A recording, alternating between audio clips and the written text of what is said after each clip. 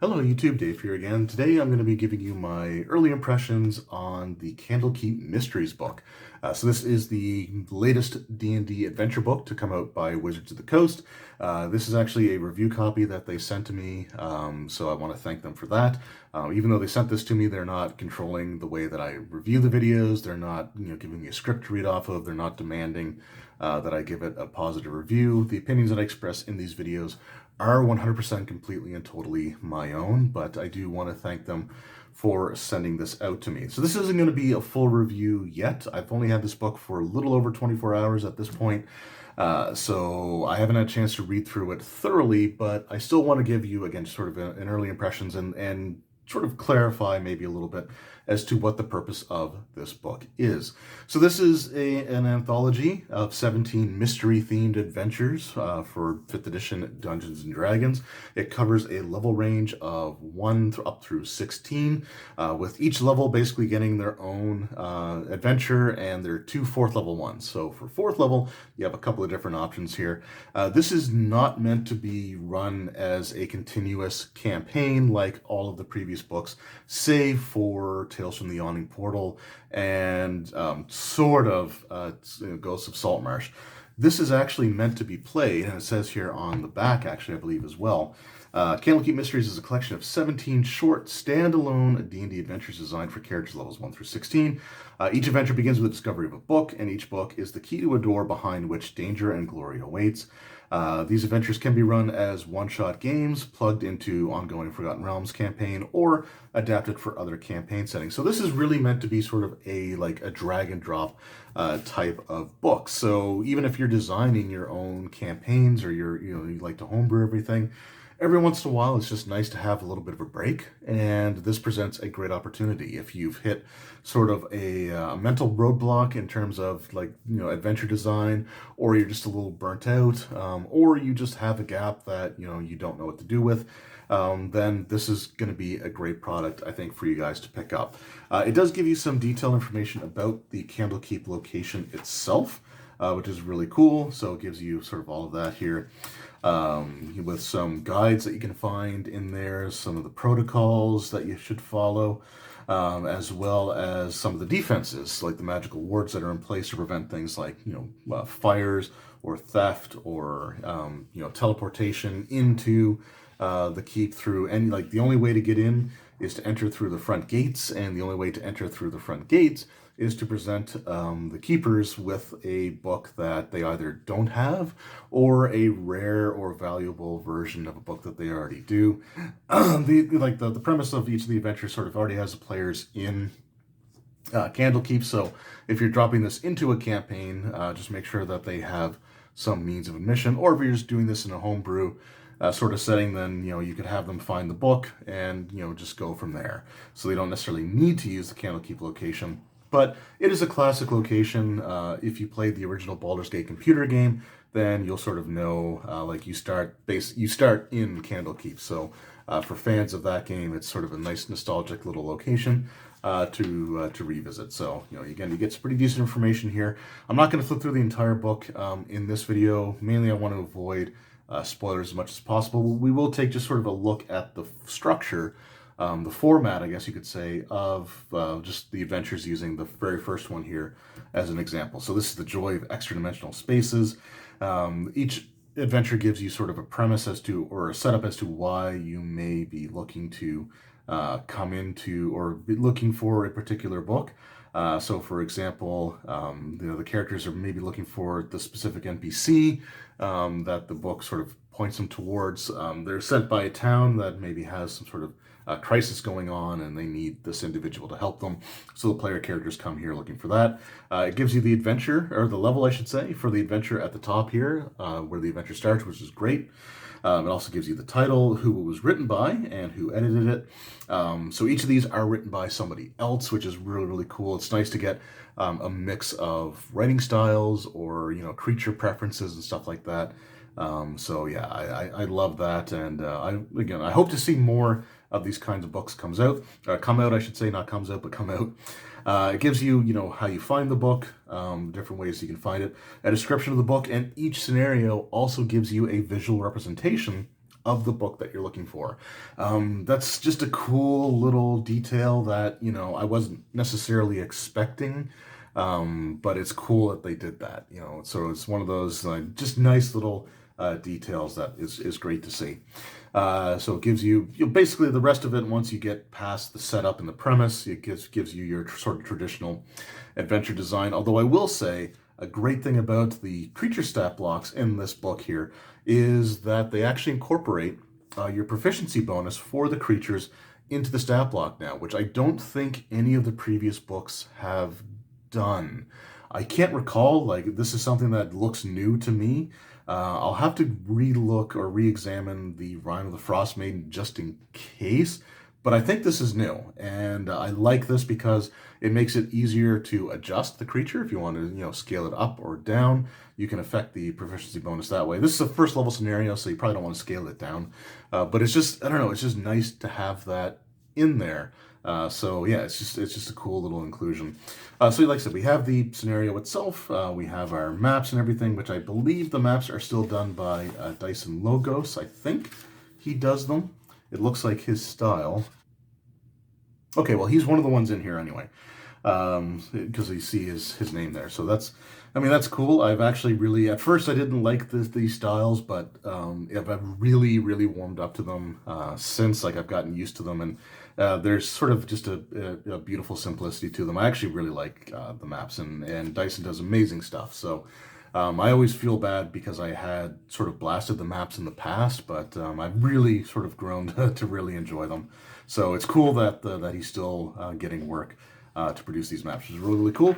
And then at the end of the scenarios, you have your conclusion, and this one in particular, and I think there's a few others that actually give you some suggestions that you can use to create your own sort of follow-ups to this. So if there's certain events that are left open-ended, or things along those lines, or things that are referenced to but not part of the actual adventure, it gives you just some ideas of how you can sort of expand on those if you wanted to do that for your own adventures going forward. So I think, again, that's really, really cool. And like I said, I'm not going to go through everything else here in this particular video. I might do a flip through in a future video when I do the full review. But yeah, it's just really, really cool. I like the way that that's done, the structure. And we do have a fold-out poster map here. That's really nice to see. I don't have it taken out here yet, but when I do the full review, I will have that removed, and you should be able to take a look at it. And yeah, so that's Candlekeep Mysteries. So early impressions, I really love the idea behind this book. The fact that it's meant to be a series of short adventures, because, like, running online games, I will say I've come to really appreciate shorter scenarios that you can accomplish in 1 or 2 sessions. Just because, scheduling things can be difficult as it is. So having the shorter scenarios works well with the online format.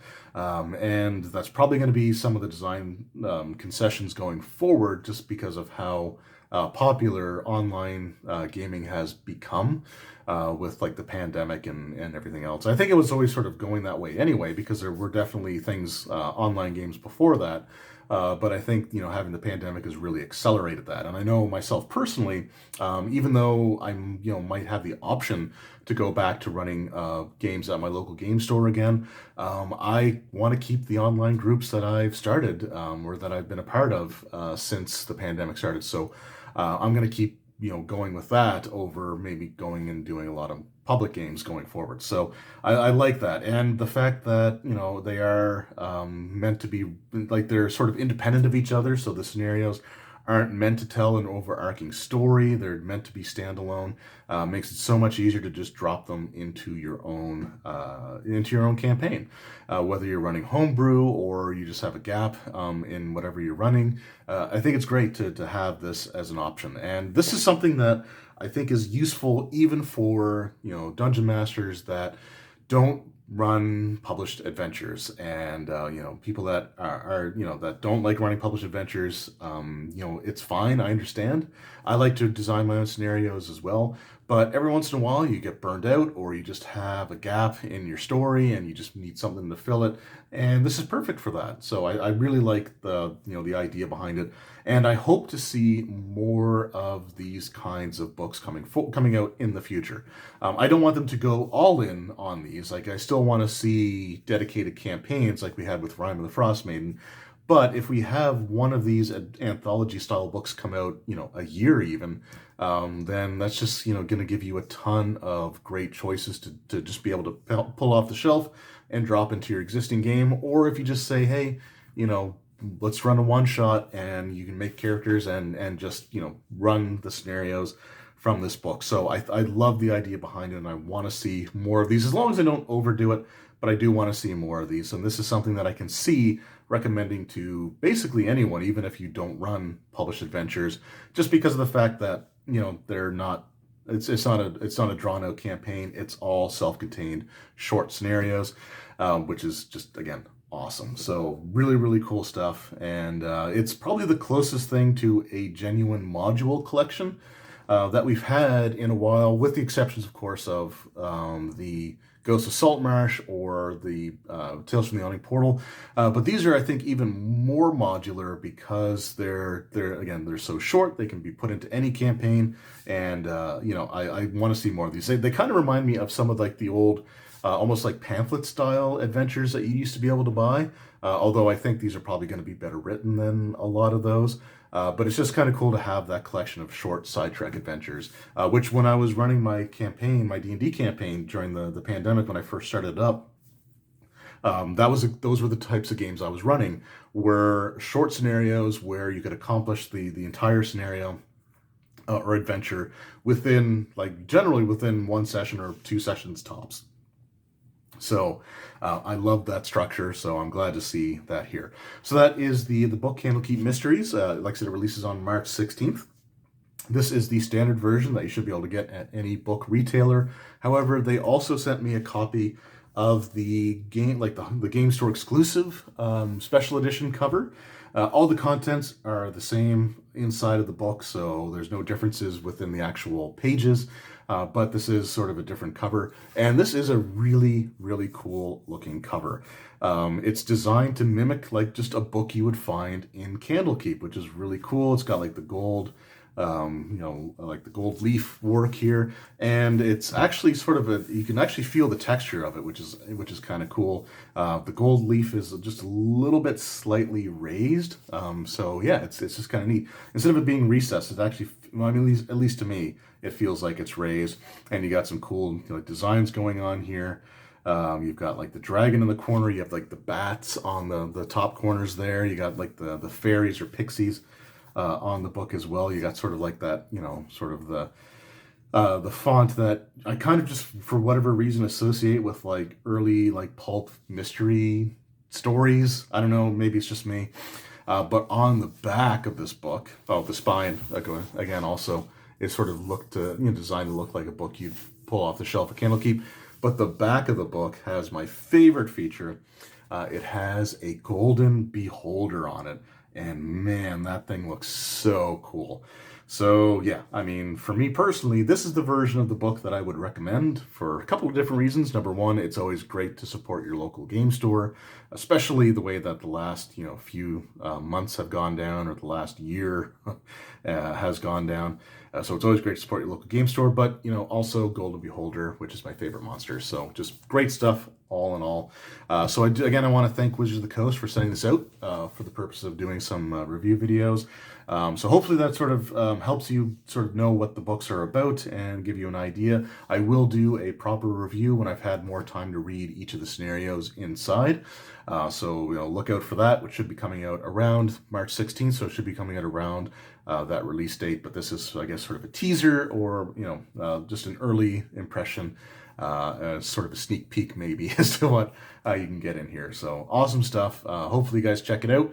Let me know in the comments below. Are you planning on picking up Candlekeep Mysteries? And do you like the idea of anthology books where they're all self-contained short scenarios that you can just drag and drop into your game as needed? So let me know all that stuff in the comments below. So thank you very much for watching. Hope you come back for the full review. Until then, take care.